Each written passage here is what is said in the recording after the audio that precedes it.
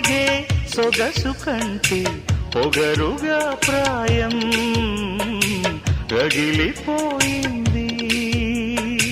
ఉలిపి నడుము కదుపుతుంటే తొలకరింతల్లో తొడి మరాలింది. కుడివైపదిరే శకునాలన్నీ హాయిలే, ప్రియమో ఏవో నయగారాలే నీవిలే.